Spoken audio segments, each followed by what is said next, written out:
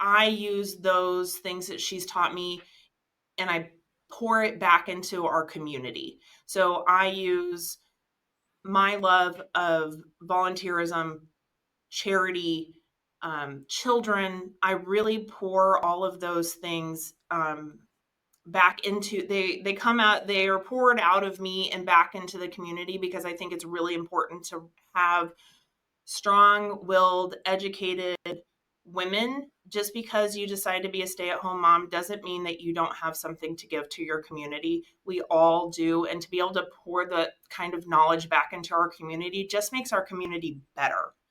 Join me, Jeremy Swick, on Into the Unknown, a podcast that delves into the personal journeys, stories, and experiences of individuals across diverse professions. As a historian by trade, I firmly believe that our personal histories shape our present and offer valuable insights into our paths ahead. With that being said, let's get into it. On this episode of Into the Unknown, I am joined with a very special guest, Lexie Callies. How are you doing today, Lexie? Good. How about you, Jeremy? Doing really well. I'm doing amazing. I can't complain. I'm excited to talk to you today. I really appreciate you having me on the show. I'm excited. Let's do this. So I always like to kick off the show and talk about the importance of networking. How do we know each other? So we have a friend in common. Her name is Tamika Taylor.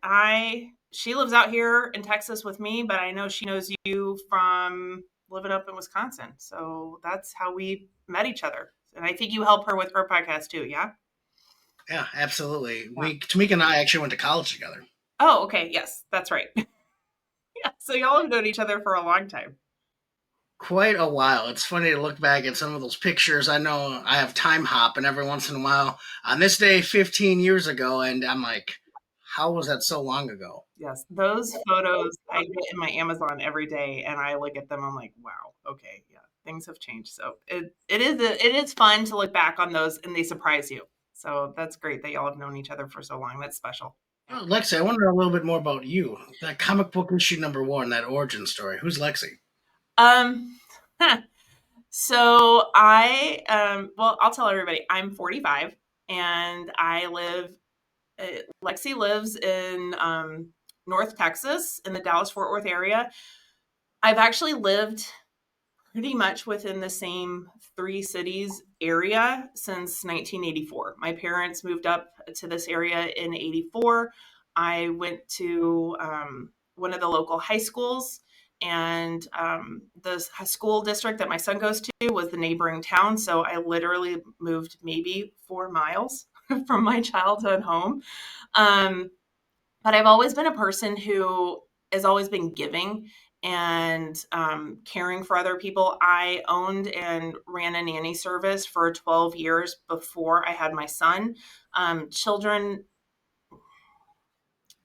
they make the world go round. They make me smile every single day, and I love them, and I love littles. My specialty is actually birth to 4 years. So I love itty bitties. I love toddlers. I think 3-year-olds are the funniest people in the whole entire world. And until your parents get older, and then they have no filter, and then they are funny again also. So I started doing that, and then really, once I had my son, I really got involved with his school and caring for him. And my husband and I did make some really tough decisions. My mom worked, she was a executive for IBM. So she traveled and worked a lot, and that was really good for her. She even said she would probably never have been a really good stay-at-home mom. And she worked for IBM for 30 years. She worked on her master's. She got a PhD. She was very driven in that sense. And even when she retired, she then started her own geriatric massage therapy business. So that woman never stopped, and was a college professor.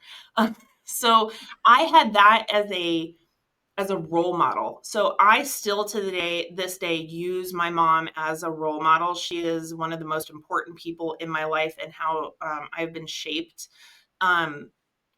But I use those things that she's taught me, and I pour it back into our community. So I use my love of volunteerism, charity, children. I really pour all of those things back into, they come out, they are poured out of me and back into the community, because I think it's really important to have strong-willed, educated women. Just because you decide to be a stay-at-home mom doesn't mean that you don't have something to give to your community. We all do. And to be able to pour the kind of knowledge back into our community just makes our community better and makes it stronger. And that's how I look at what I do outside of a traditional job.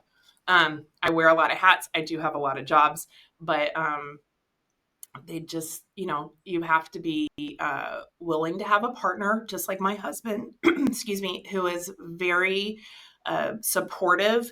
And like I said, we made tough decisions in the beginning about, should I still have a career and own a business, or do I put all of that knowledge and love into our community and into our son? And we chose for me to do that, so that I could be the person that could pick our son up from school every day, be there after school. I went to daycare, or I went to a friend's house, or when I got old enough, I came home to an empty house. I was a latchkey kid. I'm a typical 80s kid.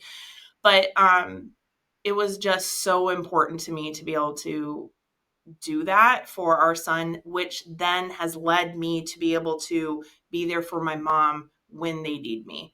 And there was a moment where I thought, oh, my son is older now. I can go even find something to do during the day, or a job to do during the day, but still be done to pick him up. And now I chose not to do that, because now my mom needs me. So if her assisted living facility calls me, I can be there. If something happens, I can be there. And that is really important to me, to be the person to be there for her. So if you listen to my podcast, you'll also find out that I have a song of the week, and I really love music. That came from my dad. He was an audiophile. I have said in my show, I have all of his records. I have everything he ever owned. And music is really important to me. And I really find that it can move you. It can change your mood. If you're really bogged down, there's always something that can help lift you up. And so that is a lot of the music I choose for my show is music that is uplifting. It makes you happy. It makes you move, or it empowers you. I have a couple songs I've had on the show that I feel children should listen to every single day, at least once, because it is telling them they are worthy. They are worth the space that they are taking up in life. And so I really feel that that's really important. And so music is really important to me. And like I said, I'm like, charity work drives me. I am really philanthropic and always have been. My mother said that. She was like, when I got married, she looked at my husband, she said, "She's your problem now, but God help you at Christmas, she will give the house away if you don't stop her." Lexie, I love that spirit of giving. But you also have a podcast, so can you tell me a little bit about that? Yeah, so my podcast is called Sandwich Stories. I talk about what it's like being part of the sandwich generation, and that is when I am in the middle of, if you think of the sandwich, I am the meat of the sandwich and the cheese and all the fun, goody stuff. And then one end of the bread is my mother, who is elderly and needs my help and care. And then I also have a young family on the other end of the bread, the other end of the sandwich. And that's my husband, my son, who's still in middle school, and all the things that come along with having to care for a family and and be a wife and all the things. So I'm just sandwiched in the middle, and it's all about things I've learned, things I would do differently, helping other people. And I just talk about, sometimes I put my mom hat on, or my wife hat, or my caregiver hat, or my daughter hat. And I just talk about everything I've learned over all the years of playing both roles. Lexie, it really is one of those interesting stories and interesting ways to go about a podcast as well. One of the things I really appreciate about it is giving that true, authentic story from all those multiple hats. I think sometimes we don't realize how many hats we actually wear until we take a step back and actually have to think about it. Yes, I do wear a lot of hats, and I do get comments sometimes like, "What else what don't you do?" Because I do a lot of volunteer work too. I'm lucky enough to be able to volunteer my son's school. Uh, so I'm up at the school a lot. I really help out with the band. I'm really a big believer in fine arts and music when it comes to children all the way through high school. So as much as I can help out with his school band, is I spend a lot of time doing that also. And a charity I'm on the board of that gets very busy at Christmas time, and it's a children's charity, and we do angel bags, and we service. We just added 400 children this year, so we're going to service 1,200 children this year.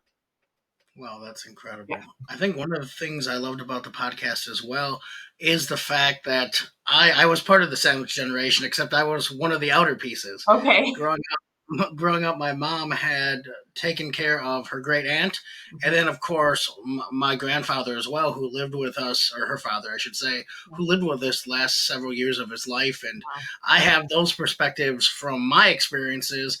But then listening to your show, and I'm like, Mom, how did you do all that? And she's like, you look back on it, she's like, I don't know, I just kind of I did it because Yeah. that was what I needed to do. Yeah. My husband says I do that a lot too. People ask, how do you do it? I said, I just do it.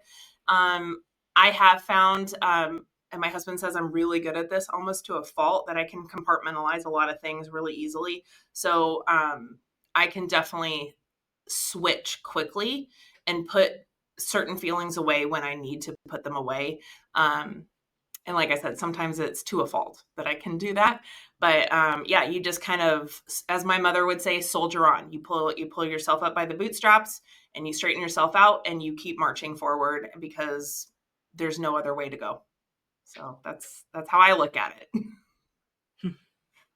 And also what I enjoy about the podcast is it's not just you sharing your own stories; it's you sharing practical advice, Mhm. everything from trust to what you need to look for when you're working on an estate sale and what an estate sale is. There's so many different avenues of the show. Yeah, and I think that's important. I don't want to just talk about, it's not all care. That's the thing. Like you said, is that I've had people on and we've talked about estate sales and what that looks like. And that's not just, I think people think estate sales are just about death, and that's not the case at all. The people who came on, she calls them the 3Ds: death, divorce, and downsize. And so I did an estate sale for my mother as a downsize. And so that, I think, was really important for people to know. We've had when I've had people on and we talk about estate planning, that also is not just estate planning for yourself or what it looks like for your elderly loved one. How to estate plan when you have children and when they turn 18, and what they need, so that you as a parent have access to talk to doctors. And I think people don't realize that also. So I try to make sure I cover everything, but then also, like you said, practical advice, like things I've learned when it comes to uh, supplies. So that might be the car door handle helper to help my mom get into the car, and I've demonstrated that. Or even just tricks like pulling your car up as close to that curb as you possibly can, so that your loved one is slightly higher than the car, and then it's easier to transfer them into the car. So I try to give all the advice and everything that I've learned over the years, because also before my mom was diagnosed with her disease, I did help her with my dad, who passed away in 2020. And he was diagnosed with frontal temporal dementia in 2010. So he lived with that for 10 years. And in the beginning, I wasn't as involved, but as he progressed, he stopped listening to my mom. So she couldn't get him to do anything. So then I was the one who started taking him to doctor's appointments and other things, because then he would listen to me. So that's how I started on it before my mother even was diagnosed and needed my help more. So I've done it for a while, but I think I've learned a lot, and I'm hoping that what I learned can help people, help them from not making expensive mistakes that I have made. And I've been if the expensive mistakes that I have made help others, then that's great. Yes. I've made expensive mistakes, and I wouldn't have loved to spend the money, but, I can at least pass on this knowledge to others so that they're not doing the same thing, because sometimes people just don't have the ability or can't afford to make expensive mistakes. It really is an insightful podcast. I'll make sure we link that Oh, in the thanks. show notes as well to connect anyone who might be interested or going through it or have experienced it themselves. Because I think it is such an eye opening thing because it's a lot of things. I mean, I know my folks are a little bit. My folks are in their 70s, and Mhm. so I know, thankfully, they are healthy. But I also know that that might not be too far down the road of kind of really realizing some of those things. And it's been great to kind of have those tough conversations ahead of time, Yeah. not when things. Yeah, and I hope that also does help people if you're not in this position yet and you think you might be down the line.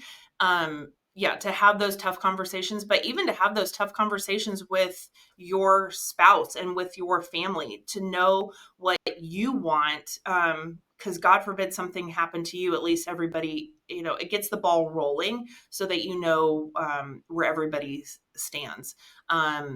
Especially if you have siblings. I'm an only child, so I have nobody to compete with when it comes to my mother's care, but that also has limited some of the choices we have made as husband and wife and mother and father for my son, because I don't have a sibling. God forbid something happened to us.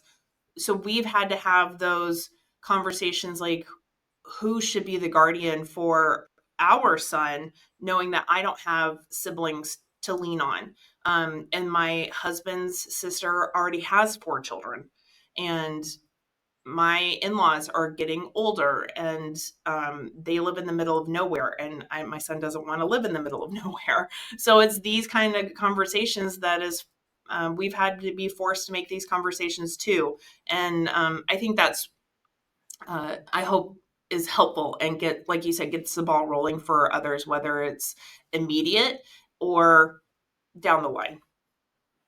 I couldn't agree more. On everyone's journey, you make a decision not really knowing the outcome. Can you give me a time where you made a decision, just went for it? When I started my oh, when I had 2 businesses, and my first one was a nanny service. As a kid, I babysat as a kid. And then I became a bartender, and I did all those kinds of things. And I told my mom one day, I was like, I'm just not cutting it. I want to do something else. I want to do something different. And she said, well, why don't you start a nanny service? Why don't you start babysitting it? I was like, I am 20 years old. What, babysitting? Are you kidding me? And I thought about it, and I went to school for child development. Like I said, birth to 4 years is my specialty. That's what I love. That makes me thrive.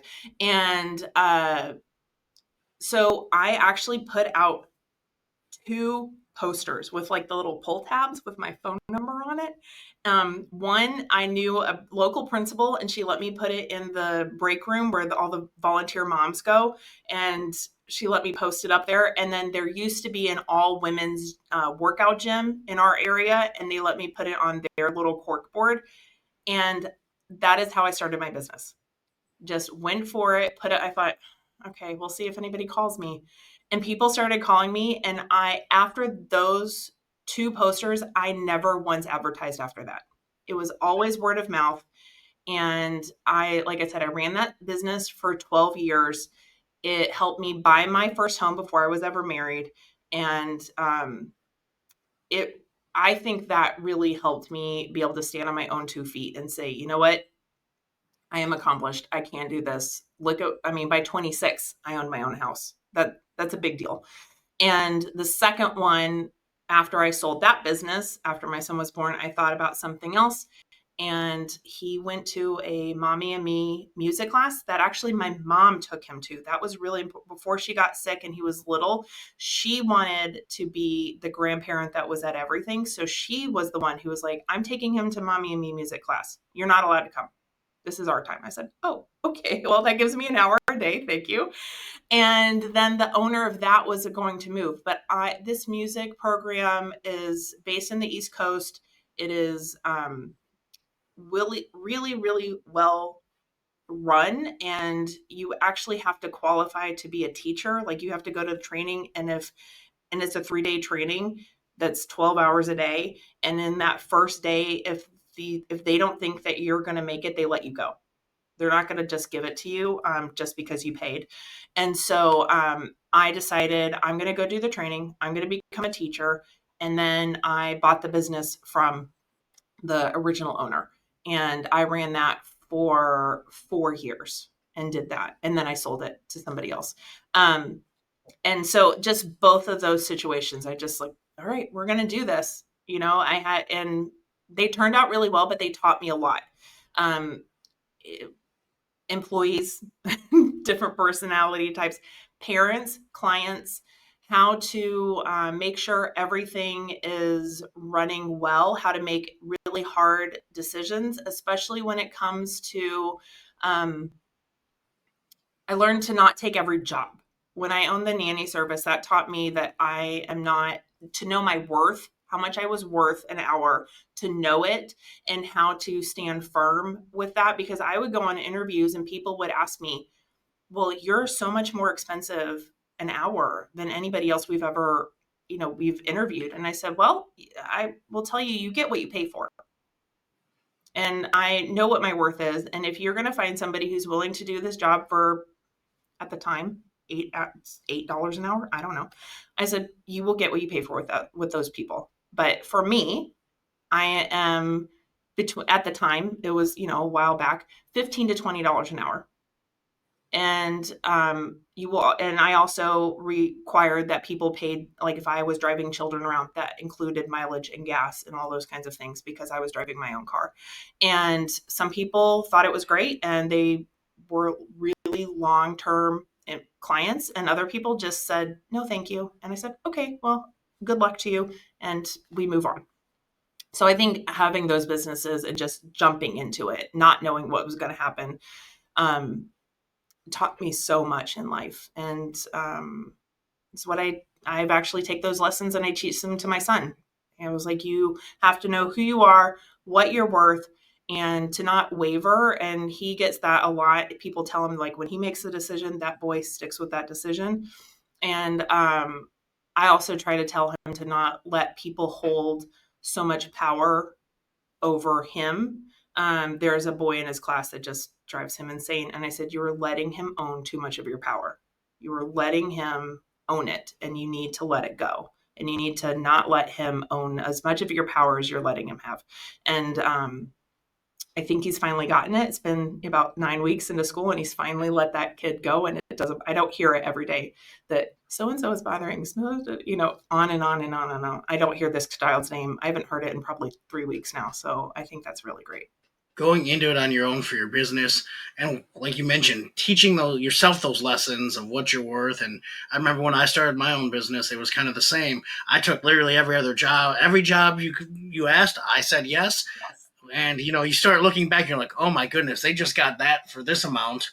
Well, let's recalibrate this. But also, you can really start deciding who you want to work with, because I think you get to a point where, of course, you need money to survive. Yeah. I'm not blind to that fact, but the fact that you can start to choose who you mesh with, who you work well with, it is really one of those exciting things about owning your own business. Yes, it is. And you decide, when I own the music business, you tend to get you want very creative, engaging types to be your teachers, but that doesn't mean they're always great employees. Like, they're really great in the class, but when you have, as my mother would say, someone who's maybe a little more airy-fairy, they're really great with the kids, but that doesn't mean they always show up to class on time or show up to class.